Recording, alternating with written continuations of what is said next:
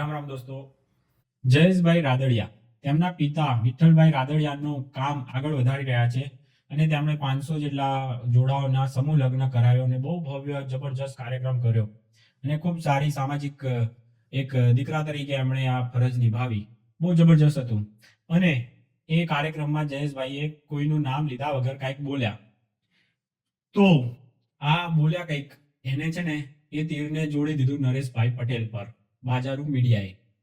એટલે હું કહું છું, આ બાજારુ મીડિયા છે. શું કામ? આ મંત્રાનું કામ કરે છે. અમુક તો છે ને ભાડાના મકાનમાં પોતે રહે છે અને એને બધી દુનિયાભરની ઠોકામ ઠોક કરવી હોય એ તરત એક્સપર્ટ થઈ ગયો. અને એવા તો ઘણા બધા જ લગભગ બાજારુ મીડિયા ગુજરાતનું જેટલું પણ કોને બધું બાજારુ મીડિયા એક્ટિવ થઈ ગયું. એક અદ્ભુત કાર્યક્રમ થયો, એના વિશે કાંઈ નહીં ને બસ આ આને બોલ્યો મંત્રાગીની જેમ ચાલુ થઈ ગઈ. આમ તો આની જાહેરાત ના થાત, પણ આ બોલ્યા ને એટલે આવું થઈ ગયું જાહેરાત. પબ્લિકને તો દેખાશે ને કે ભાઈ જબરજસ્ત આખો કાર્યક્રમ કર્યો તો લગ્ન, જોરદાર લગ્ન કરાયા. 500 જોડાઓને એક સોલિડ કક્ષાનું 11,000 તો સ્વયંસેવકોની ટીમ, એમણે આખું કાર્ય કર્યું. તો એ બધું બિરદાવ્યા એમના એ ભાષણમાં. પણ એ કાંઈ જ બોલતું નથી બાજારુ મીડિયા. પણ કોઈ એક ટોળકી આમ છે તેમ છે, કોમેન્ટો લખે છે મોબાઈલ સ્ક્રીનમાં, આટલું સારા કામ કરતા હોય પણ એ ટાર્ગેટ કરતા હશે કોઈ, તો એમાં એમણે એને કીધું છે, કોઈનું નામ લીધું નથી. પણ બાજારુ મીડિયાને તો બસ કોઈને ચગાવવા હોય. પેલા હમણાં જ મોરે મોરા અને એવું બધું ચાલુ થઈ ગયું હતું.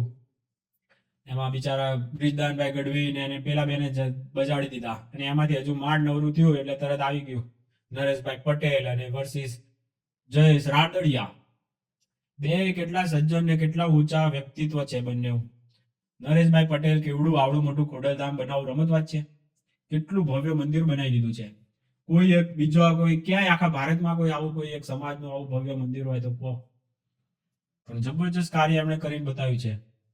તો એમને એમના ક્ષેત્રમાં જોરદાર કાર્ય કર્યું છે. એવું જ આ રાદડિયા પરિવાર પણ કરતો આવ્યો છે સમાજ માટે થોડું ઘણું એમનાથી જે થાય. એમને તો પોલિટિકલ બી કરવાનું હોય ને પેલું બી કરવાનું હોય. પેલા તો 100% સામાજિક કાર્યકર જ છે નરેશભાઈ, અને આ 50-50 છે.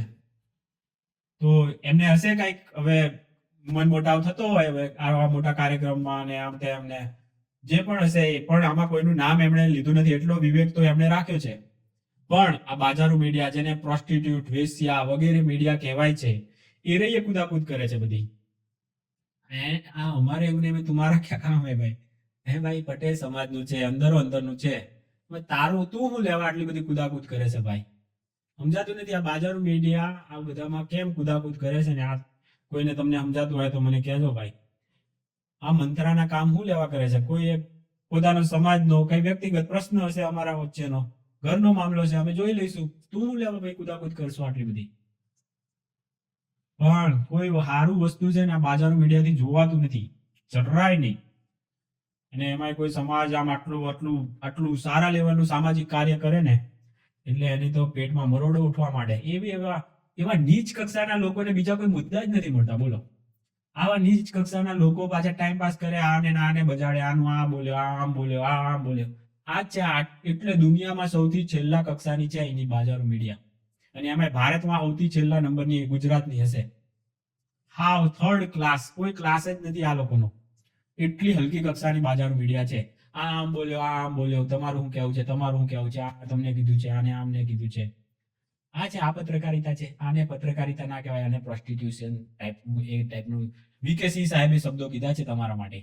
વીકે સિંહ સાહેબ આર્મીના ચીફ રહેલા છે, એમણે કીધા છે.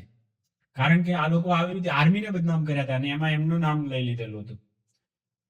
તો એ તો ત્યારના બાજારુ મીડિયા જ કહે છે પ્રોસ્ટિટ્યુટ, વેશ્યા.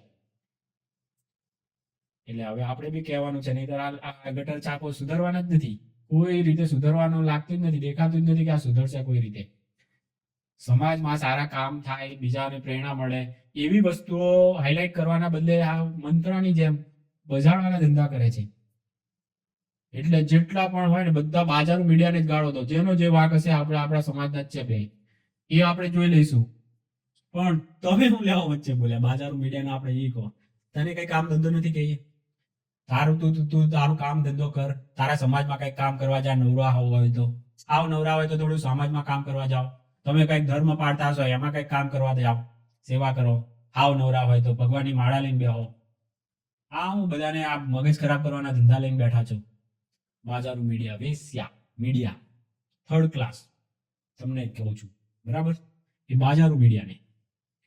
એટલે હવે આ બાજારું મીડિયા કોઈ આમ મતલબ ગુજરાતમાં કઈ બીજા કોઈ સારા કામ જ નથી, સારા મુદ્દા જ નથી આ લોકો પાસે.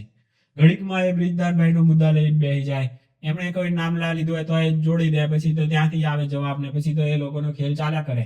રોજ ઉઠીને બસ આ જ ધંધો.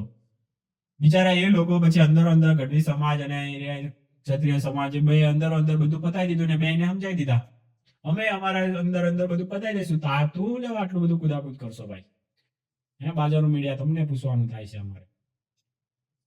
આ પત્રકારિતા છે પહેલા તો એ તમે એ કહો. અને પત્રકારિતા કહેવાય? કઈ રીતે તમે પત્રકારિતા કઈ રીતની કરો છો? કોઈ બી ભૂલ હશે તો અમે બેઠા જ છીએ અને સમાજવાળા લોકો કહેશે તમારે કાંઈ દોઢ ક્યાંય થવાની જરૂર નથી, તમે તમારું છે ને જે કરતા હોય ને એ કરી ખાઓ. બિચારા એક પેલા ભાઈને, નિર્દોષ ભાઈને હમણાં જ ફસાઈ દીધા હતા. આ ધંધો કરશે નહીં તો પછી બેઠા બેઠા. પ્રભુ ભગવાન બચાવે ગુજરાતને આવી બાજારો મીડિયાથી. દોસ્તો તમે પણ બે પાંચ શબ્દો એ લોકોને કહેતા જાઓ. સોશિયલ મીડિયાનો છે ને એટલો જુસ્સો બતાવો કે આવા બાજારો મીડિયા સીધું થાય, ખાનદાની થાય થોડુંક હવે. અને ખાનદાની કરે છૂટકો રાખવાનું છે.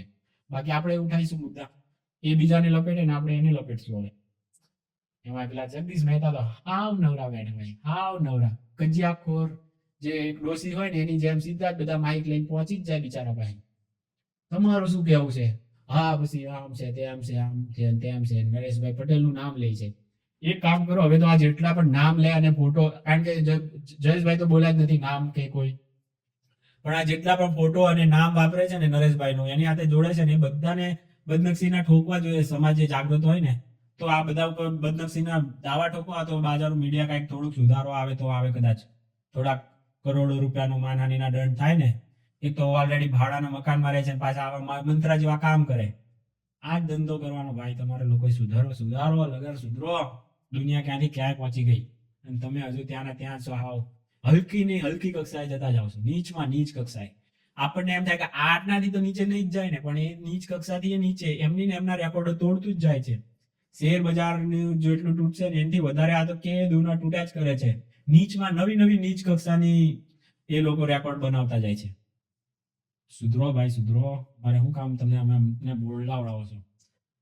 એ જે એવી ગાળો બોલાય નહીં આપણે, પણ એ બધી તમારા જેવા માટે જ બની છે, બાજારો મીડિયા માટે જ. આ જેટલી ગાળો લખાણી છે ને એ બધી, એટલે જેને ઓઢવું હોય ને બધા ઓઢી લેજો. જ્યાં ફરિયાદ ઠોકી હોય ત્યાં ઠોકી દેજો.